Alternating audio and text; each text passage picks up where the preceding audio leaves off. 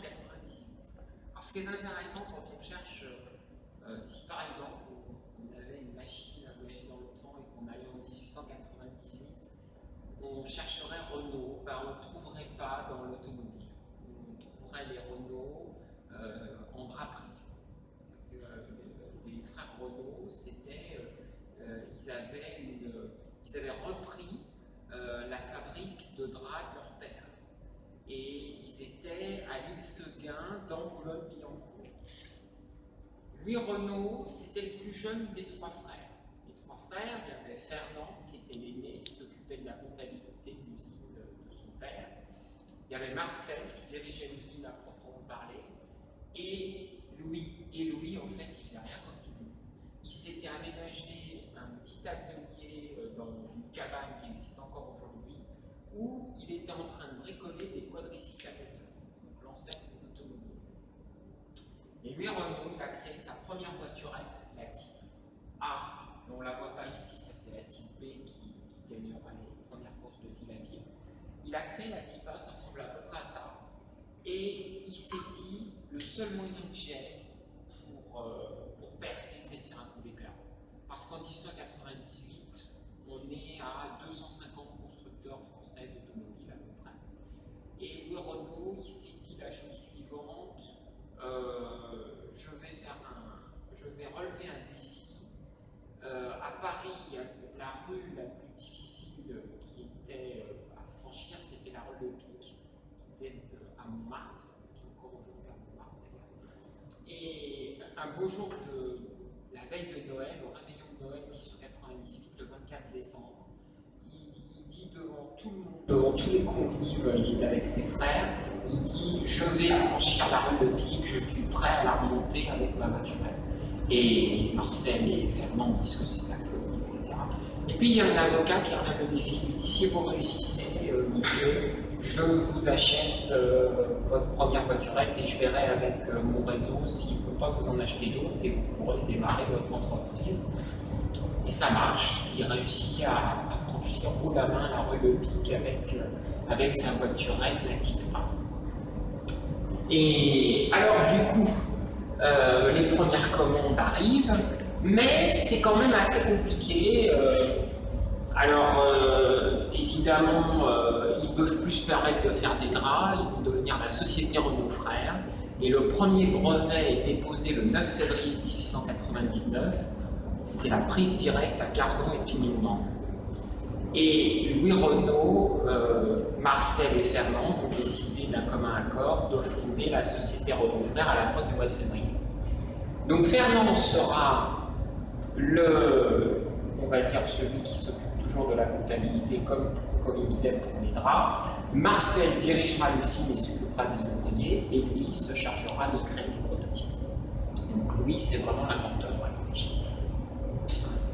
Et puis, l'entreprise démarre tout doucement, et il apparaît très vite que pour survivre, il va falloir participer aux fameuses courses de ville à ville, parce qu'à l'époque, pour se départager, il y a 250 constructeurs automobiles, il n'y a pas d'autre moyen que de faire des courses automobiles à outrance. Quand je dis à outrance, ça veut dire les courses de ville à ville, ça va d'un point A à un point B.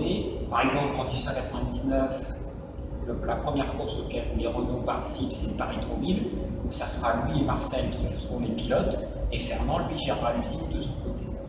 Et ces courses de ville à ville, c'est à outrance dans la mesure où vous avez déjà rien de bitué, c'est sur de la terre.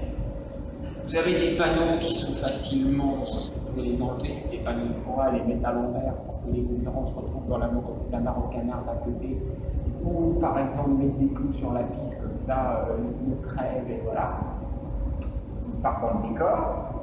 Donc ils réussissent quand même à gagner leur première course de ville à ville au la main avec le Paris-Tronville 1899. Et comme ça, ils vont acquérir de plus en plus de notoriété. Et en seulement 2 ans, ils vont devenir la première, les frères Renault vont devenir la première entreprise automobile de France. C'est un espoir. Ils vont battre même Peugeot, qui avait participé à la première course automobile de l'histoire, le Paris-Rambouillet 1895. soit. Et alors, à partir de là, les courses de ville à ville continuent parce que, je vais reprendre le mot de Gilbert Attry, gagner, courir pour survivre, gagner pour prospérer. Donc l'idée, c'est de continuer à gagner pour qu'il y ait de plus en plus de commandes et asseoir sa position. Mais malheureusement, en 1903, Marcel va courir la course de trot, qui sera le Paris-Madrid. Et le problème, c'est que, oui, Marcel avait toujours une chance inouïe, c'est qu'il tirait toujours les bons numéros, parce qu'il n'y avait pas de qualification, c'était pas encore des circuits. Du coup, chacun pouvait participer, mais si on tirait par exemple le numéro 63, comme c'était le cas pour Marcel, on partait dans les derniers. Et c'est ce qui va se passer pour Marcel, et à l'époque, il n'y avait pas de pot catalytique sur les échappements, vous allez comprendre pourquoi je vous dis ça, c'est qu'il a été complètement aveuglé par les échappements de celui qui voulait dépasser. Il fait une embardée à Coué-Vérac, la moelle épinière est touchée, il tombe dans le coma et il meurt en mai 1903. Louis est brisé, dévasté par le chagrin et décide de ne plus jamais prendre le volant d'une voiture de course. Et dorénavant, il va se consacrer à l'usine avec Fernand, son frère aîné, qui toujours gère la comptabilité, mais lui va prendre la tête de l'usine cette fois-ci, à partir de mai 1903. Et il va confier à des pilotes professionnels le soin de faire des courses automobiles. Mais avec la mort de Marcel Renault, on va dire que c'est la goutte d'eau qui fait déborder le vase au niveau de l'Automobile Club de France, parce que justement, il y a eu beaucoup trop de morts sur les courses de ville à ville, qu'on puisse continuer comme ça. Donc il est décidé, pour que les courses automobiles se perpétuent, de faire des circuits fermés. Et c'est comme ça que va naître le Grand Prix de France de l'ACF en 1906, qui est le premier Grand Prix de l'histoire. Il faut savoir qu'Indianapolis, ça sera 1909, et le Rallye de Monte-Carlo 1911. Donc là, on est vraiment aux origines. Autrement dit, le circuit des 24 heures du Mans, l'ancêtre du circuit des 24 heures du Mans, date de 1906. Et là, on a un deuxième dessin, qui est celui de Clovis aussi, et on voit la voiture de Ferenczi qui a remporté haut la main le Grand Prix de France 1906. Et oui, le pilote professionnel qui était l'ancien mécanicien de Louis Renault a réussi, à l'époque, on était deux, c'était des biplaces. Il y avait le mécanicien qui était à côté et il y avait le pilote qui était toujours à droite du mécanicien. Et c'est vrai que ce n'était pas les monoplaces comme les Formule 1 actuelles, on était seuls dans une cockpit. Et en fait, ça venait tout simplement parce que on était déjà encore à une époque où, on va dire, le rallye n'existait pas encore, donc on était à mi-chemin entre le rallye, la Formule 1, l'endurance, tout ça, il n'y avait pas encore une séparation dans les domaines du sport automobile. Donc, Ferenczi gagne le premier Grand Prix, et puis ensuite, malheureusement, en 1907-1908, les règlements changent, et tout de suite, on commence à parler de la gestion de la consommation du carburant. Ferenczi, ce n'est pas de cette génération-là. Il va se faire avoir par un plus jeune qui est Felice Navarro, qui est pilote du Fiat, c'est un Italien. Et Ferenczi va se retrouver à avoir peur de la panne sèche, et du coup, il va se faire battre par Felice Navarro en 1907, et ensuite par Mercedes en 1908. Du coup, Louis Renault considère que c'est plus possible, il perd de l'argent avec les échecs successifs de ses voitures sur les circuits, donc il est décidé d'arrêter la compétition automobile. Et ça sera une décision qui sera effective jusqu'à après la Première Guerre mondiale. Alors là, j'ai pas grand-chose pour illustrer la période suivante. La Première Guerre mondiale, c'est une époque où Renault va s'investir, on va dire, corps et âme pour la sauvegarde de la France, puisqu'il décide de fabriquer toutes les munitions pour l'armée qui pensait à une guerre courte et en fait qui se retrouve avec une guerre longue et une guerre de tranchées. Et donc il a le droit de quitter son poste de sapeur aérostier pour reprendre la tête de son usine. Et ensuite, il va mettre en place la guerre moderne à travers la création du char FT en 1918. À tel point d'ailleurs qu'il fait l'erreur monumentale de faire du site de Renault le char FT. Les gens veulent ouvrir la guerre, ils voient sur les Renault un char d'assaut, ils n'ont pas très envie de ça. Donc la vente des Renault est en chute libre, et il comprend cela qu'en 1923, où il décide de mettre un cercle avec marqué Renault et quelques bandes, et 2 ans plus tard, ça sera la naissance du losange. Et alors, le retour à la compétition automobile va se faire à cause d'une nouvelle menace qui s'appelle André Citroën et qui crée une entreprise en 1919 et qui commence à avoir énormément de commandes. Pourquoi? Parce qu'André Citroën a compris, avec son voyage aux États-Unis, avec le fait qu'il a rencontré Henry Ford, ce que Renault fera par la suite, que l'avenir est à la voiture de masse. Et il crée ce qu'on appelle l'auto jaune. Du coup, Renault est très embêté parce que tout le monde achète des Citroën. Citroën se sert de la réclame qui est l'ancêtre de la publicité et on va dire est le premier à avoir compris que l'image de marque, l'ancêtre du marketing qui est la promotion des ventes, est fondamentale pour vendre des voitures. Du coup, lui, Renault n'aura un slogan qu'à partir de 1930. Ce sera Renault, l'automobile de France. Ce qui paraît très plat. Alors que Citroën, il met carrément le chevron au-dessus de la tour Eiffel qui scintille de 1000 feux. Ah, il a la folie des grandeurs, André. Et le pire de l'histoire, c'est qu'André Citroën, c'était un petit jeune qui, au départ, a été en partie formé par le Renault. Donc, le Renault a l'impression que c'est son fils spirituel qui le poignarde dans le dos. Et il n'aura de cesse, d'ailleurs, de vouloir venger cet affront. Mais André Citroën finira tellement par dépenser qu'au final, il finira ruiné et il mourra de maladie et le Renault refusera en 1934 de racheter l'usine et ça sera Michelin qui rachètera Citroën. C'est pour ça d'ailleurs qu'il n'y a pas cette mentalité comme en Allemagne où on fait des grands groupes comme le groupe Volkswagen aujourd'hui. En fait. Non, il y a des rivalités trop intestines entre les constructeurs chez les Français. Mais revenons à Renault. Ce qui s'est passé, c'est que dans les années 20, Citroën a une idée assez avant-gardiste pour l'époque, c'est de se lancer dans les rails-raids.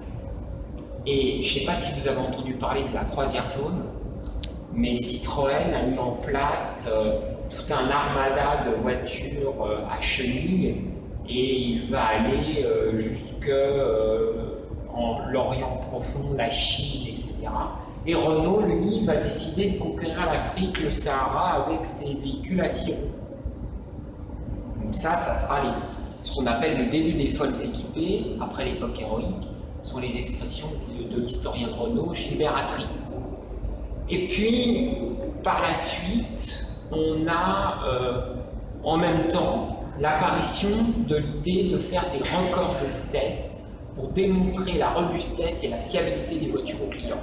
Et là va apparaître l'autodrome de Lina-Montlhéry. Et l'autodrome de Lina-Montlhéry qui est créé en 1923, lui, Renault saisit l'occasion en se disant « Je vais montrer à tous que mes voitures sont encore au niveau de l'époque des courses de ville à ville ». Et il décide que toute la gamme Renault devra passer l'épreuve des 48 heures de course à Montlhéry. Ça veut dire que la voiture va tourner au total 48 heures sur la 9 vitesses. Avec des pauses quand même, hein, mais c'est de la folie pure. Et il développe donc la Renault 40 chevaux des records, ça sera ensuite la Nerva Sport dans les années 30, et entre-temps la Renault Torpedo LM, qui est la petite de la gamme, qui se veut la rivale de l'auto jaune d'André Citroën. Donc lui, Renault a enfin compris qu'il fallait se mettre un peu à la page. Et puis, malheureusement, la Grande Dépression le rattrape. et il est face aux grèves de 1936, alors qu'il avait bien prévu le coup. Il avait déjà donné les congés payés à ses ouvriers avant même les accords de Matignon. Enfin, il avait vraiment préparé les choses et il subit quand même les grèves de 1936. Et il se consacre par contre à une discipline jusqu'à la déclaration de la Seconde Guerre mondiale, qui sera le rallye. Pourquoi? Parce que le rallye de Monte-Carlo est très à la mode. Et le rallye de Monte-Carlo sert pour la promotion des grandes berlines qu'achètent les gens très fortunés. Donc, ce sont des voitures comme la Renault Rheinastella ou la Renault 40 chevaux qui régneront sur le Monte-Carlo dans les années 20 et les années 30. Et puis, d'accord, c'est pas un problème. Il n'y a pas de souci. Et puis, par la suite, donc, on arrive à la Seconde Guerre mondiale. Alors, la Seconde Guerre mondiale, le Renault n'a qu'un objectif, c'est développer la 4 chevaux. Il se dit, il me faut une voiture que tout le monde puisse acheter après la guerre, comme ça, je prends la tête du marché. Donc, collaborer avec les Allemands, ça ne l'intéresse pas du tout. Il a peut-être serré la main à Adolf Hitler en croyant qu'il allait faire l'Union européenne dans les années 30, mais ça, il a compris que de toute façon, on ne traitait pas avec le diable. Et il décide de saboter les installations de ces usines de façon très habile, en faisant croire que la qualité française n'est pas au rendez-vous, et il se moque éperdument des commentaires qu'on peut lui faire parce que les camions sont montés à l'envers. Avec son fils, il met du sable dans les réservoirs, donc il n'y a rien qui fonctionne pour l'armée allemande. Ensuite, malheureusement, Louis Renault décède de ses blessures dans sa prison en 1944 parce que, on va dire, les gens d'Amélie se vengent et l'assassinent avant de s'enfuir. Ce sont des deux lailles noirs qui viennent la nuit devant sa prison, et il l'achève à coups de barre de fer et sauve. Et donc, Louis Renault décède. L'État, qui est en majorité sous la coupe des communistes à l'époque, même si c'est le général de Gaulle qui dirige avec le GPRF, le gouvernement provisoire de la République française, décide de nationaliser l'entreprise Renault. De toute manière, l'entreprise Renault est en déshérence complète et le général de Gaulle, pour la sauver, ne peut faire autrement que de la nationaliser. Et à partir de là, ça va être l'époque de Pierre Le Faucheux. Ce qui est intéressant, c'est que Pierre Le Faucheux, c'est vraiment le président de Renault qui est le plus opposé à la compétition automobile. Parce que pour lui, Renault, c'est une marque de voiture populaire, et d'ailleurs le général de Gaulle lui a donné comme objectif de faire de Renault une marque de voiture populaire, d'assurer de bonnes conditions de travail à ses salariés et de bons salaires. L'objectif de Renault, c'est de relever le pays et de permettre l'essor de la consommation de masse à travers l'accès à l'automobile. Et Pierre Le Faucheux réfléchit quand même et est convaincu par un certain François Landon, qui est à l'époque pilote, et Fernand Picard, qui est lui un des chefs ingénieurs de la jeune régie Renault. Et finalement, il décide de lancer la Renault 4 chevaux en compétition. Elle va faire à la fois le rallye de Monte-Carlo et les 24 heures du Mans. Et ici, on voit la Renault 4 chevaux dessinée par Clovis, et là, on la voit courir les 24. On la voit telle qu'elle était quand elle courait les 24 heures du Mans en 1950 et 1951. Et la Renault 4 chevaux atteint tellement bien ses objectifs que les gens s'identifient à la 4 chevaux, mais c'est très compliqué pour que la 4 chevaux s'impose à l'époque, parce qu'en face, il y a Michelin qui sort la 2 chevaux de Citroën. Et alors, ce qui va faire la différence, c'est justement les succès en compétition. Il y a toujours cette idée que, finalement, la meilleure voiture, c'est celle qui va s'imposer sur la piste, et la compétition est médiatisée à travers la radio et à travers les journaux. Et puis aussi la télévision naissante. Et à partir de là, Renault va pouvoir se reconstituer une nouvelle gamme. Et les années 50, ça va être un petit peu bis repetita des folles équipées. L'idée de faire des rallye-raids à la Colorale, qui est un pick-up Renault, et puis Renault va se constituer une nouvelle gamme avec la Frégate qui est le haut de gamme, la Floride. Il va y avoir même l'idée carrément de percer aux États-Unis, d'où l'appellation Floride. Ils se sont dit qu'en appelant une Renault comme un État américain, ça pourrait faire que les Américains achètent des Renault et comprennent que Renault, c'est pas une marque de whisky, mais une marque de voiture. Enfin, voilà. Bon, tout ça, ça va échouer en tout cas pour les États-Unis, mais au niveau de la compétition automobile, le service compétition Renault qui se constitue en 1951 va avoir un certain nombre de succès, d'abord avec la 4 chevaux, et puis ça sera avec la Renault Dauphine, qui sera sa remplaçante en 1956. Et ce qui est intéressant, c'est de regarder ce dessin-là, parce que ce dessin-là, c'est la Renault 8 Gordini. Ce qu'il faut comprendre, c'est que pour en arriver là, il faut revenir à 1955 et un événement tragique, c'est la mort de Pierre Le Faucheux. Pierre Le Faucheux, qui est sur le point de signer à contre-cœur l'accord avec Turbométal pour lancer l'étoile filante, disparaît au mois de février 1955 des suites d'un accident de la route au volant de sa Renault Frégate. Il est assommé par et il a la tête fêlée par sa valise derrière sur la plage arrière, sur la place arrière, et il décède sur le coup. Et finalement, c'est Pierre Dreyfus qui lui succède. Et là, il va se passer deux choses. Première chose, 1955, on a la création de la Société des automobiles alpines, de Jean Révélé, qui est un ancien pilote de 4 chevaux. Puisque Renault ne veut pas faire de compétition sérieusement, eh bien c'est carrément un pilote de 4 chevaux qui se met à fonder sa société pour courir en rallye, et l'appellation alpine vient du fait qu'il a gagné le Critérium des Alpes avec un coach évolutif de la 4 chevaux. Donc c'est une menace énorme pour la région Renault parce que ça veut dire qu'un privé prend des décisions et en plus devient client de la région Renault, achète des moteurs Renault, mais les externalités positives arrivent, retombent sur Alpine et pas sur Renault. Du coup, l'idée c'est de faire une politique des partenariats et de s'associer avec un concepteur de moteur et Renault fera le châssis et il y aura un préparateur qui on va dire pourra améliorer les moteurs de Renault. Et qui va être choisi? Amédée Gordini. Amédée Gordini, c'est un monsieur qui fabrique toutes sortes de voitures sportives, des monoplaces de Formule 1, avec Simca comme sponsor. Et comme Simca le lâche en 1956, et bien en 1957, il se retrouve quasiment sur la paille.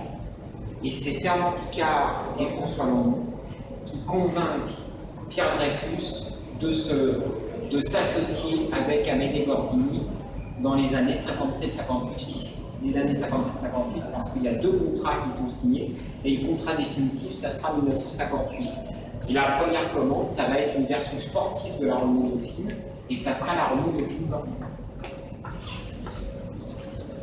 Et ensuite, ce qui va se passer, c'est que la Renault Dauphine, au fur et à mesure, va sembler démodée.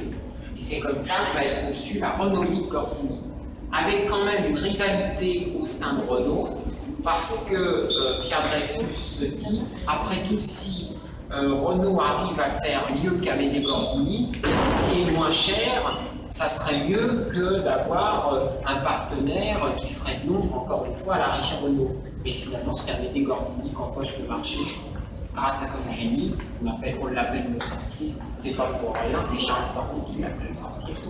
Et Amédée Gordini gagne son pari. Mais le problème, c'est que la Renault 8 Gordini, elle est complètement écrasée en rallye par la dernière née d'Alpine, la Berlinette à 110. Du coup, la Renault Gordini va servir de formule de promotion à travers la coupe Renault Gordini. Et la coupe Renault Gordini, dans un premier temps, ça sera les années Renault 8, entre 66 et 1970. Là, on a la Renault 12 Gordini qui va lui succéder. Ça, c'est une Renault 12 Gordini de rallye, parce qu'évidemment, la régie Renault en rallye, quand elle va s'apercevoir des succès d'Alpine, va chercher à racheter le service compétition Alpine grâce au budget d'une société pétrolière d'État avec laquelle elle s'est liée par des accords de préconisation en 1968, la société Elferra. Et donc, on va avoir la Renault 12 Gordini qui court en rallye Monte Carlo 1973 et la Lune Renault A110 au Monte Carlo 73. Donc, on a le camp Renault en même temps que le camp Alpine Renault. Et comme parce que le service compétition Alpine appartient à la régie en 1970 et que les Alpines sont vendus au catalogue de la régie Renault en 1968, forcément, c'est très, comment dirais-je, c'est très pratique pour la régie Renault. Comme ça, si la Renault 12 perd, il y a toujours l'Alpine Renault qui gagne. Comme l'Alpine Renault appartient à la régie, c'est tout bénéfice pour la régie Renault. Maintenant, le problème, c'est que dans la tête des gens, ça reste une Alpine et il ne faut pas forcément lien avec Renault. Du coup, la décision est prise en 1973, compte tenu des difficultés financières d'Alpine et des succès en rallye d'Alpine, de racheter la société des automobiles Alpine. Et là, on a la version Monte Carlo 73, qui est dans le dessin de juste avant, et la version Tour de Corse 73. Ce qui est intéressant aussi, c'est le changement de couleur. Là, on a le bleu Alpine, et là, on a le bleu-blanc-rouge, qui est à l'époque les couleurs de la régie Renault en rallye. Et ensuite, une fois les rallyes terminés, l'objectif des rallyes atteint, c'est l'objectif des 24 heures du Mans qui va être privilégié à travers la naissance de l'Alpine Renault Elf A441 qui va écraser complètement le championnat du monde de litre en 1974. Et puis parallèlement, la 110 va avoir une remplaçante, la 310. D'ailleurs, je suis en photo quand j'avais 4 ans. Voilà, donc ça c'était au Centre international de l'automobile à Pantin en 1990, pour la parenthèse. Et c'est une très belle photo que j'ai de la 310 4 de 1977, qui elle aurait pu avoir le même palmarès que la 110, sauf que la régie Renault ne l'a pas voulu, parce que ce n'était pas son intérêt. Elle était sponsorisée par Calverson, il y avait certes marqué Renault Elf, mais dans la tête des gens, ça restait une Alpine. D'autant que Calverson, c'était les transporteurs Sarin Calverson qui, à l'origine, aidaient la société des automobiles Alpine à participer au 24 heures du Mans, leur offrait les infrastructures nécessaires, les camions pour transporter les voitures, les entrepôts pour les entreposer pendant la période des 24 heures du Mans dans les années 60. Pour la région, c'est un peu gênant. Donc l'objectif est de remporter les 24 heures du Mans et avec de préférence les couleurs Renault Elf, le jaune Renault 308 qui fait son apparition en 1976, caractéristique du nouveau département compétitif de la régie Renault, Renault Sport, avec Gérard Larousse à sa tête qui remplace Jean Terramonsi qui est malade et qui décédera d'une crise cardiaque à l'été 1976. Là, on a toujours une Alpine au sponsor Calverson. Le sponsor Calverson, il va rester un petit peu dans l'histoire de Renault Sport jusqu'au Rallye Monte Carlo 1980. La dernière voiture qui aura ce sponsor-là, ça sera la Renault 5 Turbo de Renault Sali, qui a été à moitié abîmée à l'arrière parce que c'était pris un mètre de neige. Et finalement, ça sera la version victorieuse la version victorieuse, ça sera une version Renault Sport à 100%. Puis là, on a le tiercé gagnant des 20 ans du Mans 1978. Donc, l'objectif, pour comprendre, c'est qu'elle pousse la régie Renault à faire de la Formule 1. À partir de 1975, on a un nouveau PDG qui s'appelle Bernard-Henri Paget, et surtout un homme clé qui est la figure en même temps de la régie, Bernard Arnault. Bernard Arnault, qui n'est donc directeur de la division automobile de la régie Renault en 1976 et qui va gravir les échelons pour devenir PDG de la régie Renault le 1er janvier 1982. Et en face, voilà l'aventure de Renault en Formule 1. Parce que ce qui va se passer, c'est que parallèlement, François Guitert de chez L France va pousser Bernard Arnault à comprendre que la Formule 1 est essentielle. Là, on a le projet de l'A500. L'A500, c'était une Alpine à moteur turbo, un moteur Renault Gordini turbo. C'est la première Formule 1 à moteur turbo de l'histoire. Et à l'origine, ça aurait dû être la Tyrrell P34 à 6 roues qui aurait dû avoir cet honneur, mais Ken Tyrrell ne l'a pas voulu ainsi. Il ne croyait pas au moteur Renault Gordini turbo. Il pensait que le temps de réponse serait un problème insurmontable à gérer. Il n'avait pas tort, dans un premier temps, ça a été compliqué. Puis ensuite, on a l'aventure qui continue. Une fois la victoire en 24 heures du Mans acquise, dans un premier temps, il y a l'ARS01 qui est créée, et puis cette version évoluée, la RS0102, qui court en 78 et début 79. Et puis, la Formule 1 étant en train considérablement d'évoluer, apparaît la première Formule 1 à effet de sol, la Renault FRS 10, qui permet à l'équipe Renault de remporter son premier Grand Prix avec Jean-Pierre Jabouille à son volant. Et regardons son coéquipier termine troisième. C'est la première victoire de Formule 1 à moteur turbo. C'est pas la première victoire d'une Formule 1 100% française, à ceci près qu'il y a le carburant Elf. C'est parce qu'en 1977, il y avait quand même déjà eu la Ligier Matra JS7 de Jacques Lafitte qui avait remporté la première victoire, qui avait donné à la sa première victoire 100% française en Formule 1 à Understop au Grand Prix de Suède. Mais, et puis c'est vrai que le moteur turbo KKK, c'est un moteur qui a des petits les turbos britanniques, de fabrication britannique, donc c'est pas 100% français, même si il est vrai que les pneumatiques sont Michelin, le logo est Elf, et puis le moteur a quand même été créé par la région à des échelles par Sport, mais toutes les structures ne sont pas nécessairement françaises, et la boîte de vitesse c'est Newland. Si on creuse un peu, c'est plus européen. Voilà. Mais, et puis là, on a la suite. Alors, l'apparition de la RE20 en 1980, qui va donner 3 autres victoires à l'équipe Renault. Et puis, 1981, son sera et ensuite, après l'accident de Jean-Pierre Jabouille, la naissance de la Renault Elf 30 en 1981. Qui elle va remporter 3 victoires et va frôler le titre de champion du monde des constructeurs et qui aurait dû normalement le gagner, mais on va dire que les Britanniques de la FOCA ont pas mal triché avec on va dire que la garde au sol devait être limitée à comment dirais-je, à 6 cm et il l'a baissé à 3 cm en roulant et est resté à 6 cm quand la voiture était à l'arrêt. On avait un système de suspension hydropneumatique comme les Citroën. Donc voilà.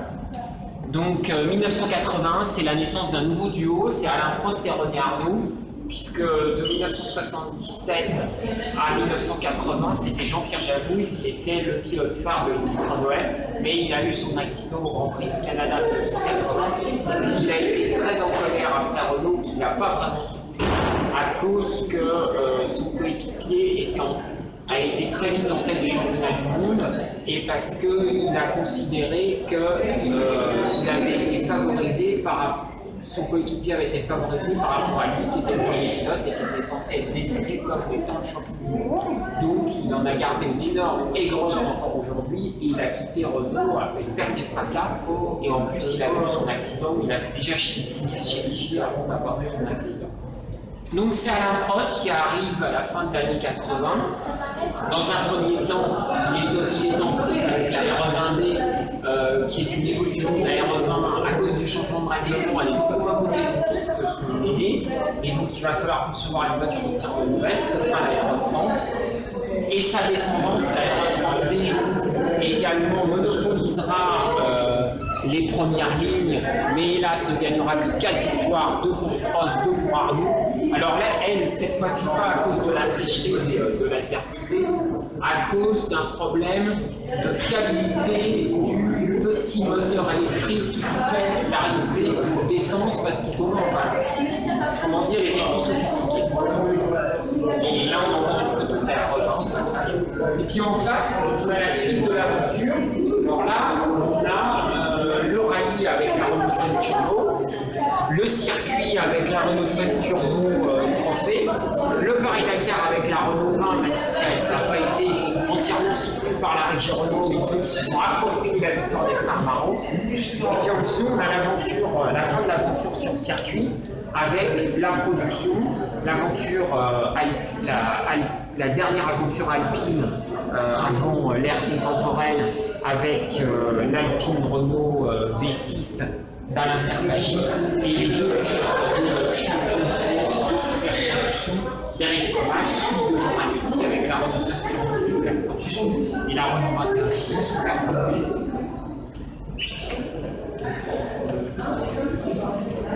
Et après, là, on a des photos un petit peu intéressantes. Là, on voit un petit peu à quoi ressemblaient les Alpines dans les années 60, qui couraient au Mans et qui ont échoué. Puis là, on voit à quoi ressemblait la Renault Elf RS01 de 1977. Bon, c'est une miniature Headey Grip Corporation de 1977.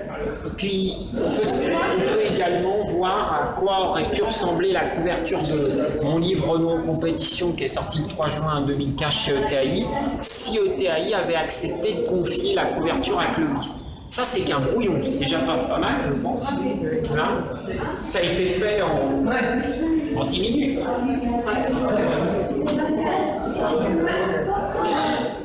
C'était un génie, Clovis. Et là, on a la suite de l'aventure en Formule 1, donc l'Aero 30B, 1983 avec le début de l'Aero 30C, qui elle n'est pas du tout compétitive et va donc être vite remplacée par l'Aero 40 à côté. Puis après, c'est la fin de l'aventure de l'équipe Renault Elf avec l'Aero 50 et l'Aero 60. Déjà en 82, les deux pilotes à Prost et René Arnoux vont se fâcher à cause du Grand Prix de France parce que l'un va refuser de laisser passer l'autre. Du coup, Prost va perdre le championnat à cause que Arnoux a refusé de le laisser passer. Et Arnoux va donc claquer la porte pour aller chez Ferrari.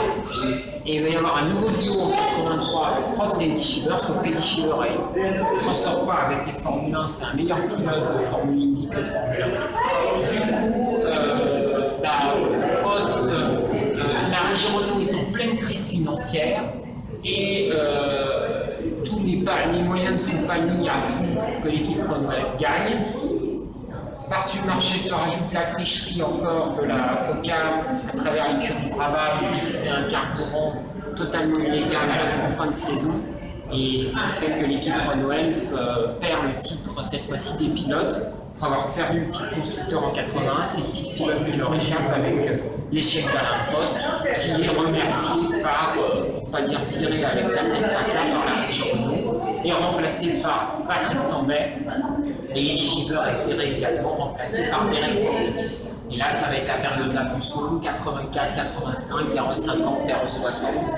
Et effectivement, là, cette période, il n'y a pas grand-chose à dire, à part que l'équipe Renault Elf, pour la première fois, va se retrouver au fond de grille, ou alors si elle a manqué, ou alors dans les places d'honneur, mais jamais en tout cas en mesure de gagner un Grand Prix. Puis là, bon, on a encore quelques photos de miniatures, quelques photos de la RS01, de la RS10 de 79, de la RS20 de chaque côté et de la fameuse RE30 qui a permis à Alain Prost de remporter sa première victoire le 5 juillet 1980. Voilà pour cette visite commentée. Je vous remercie de votre attention. Merci à toi. Très positif.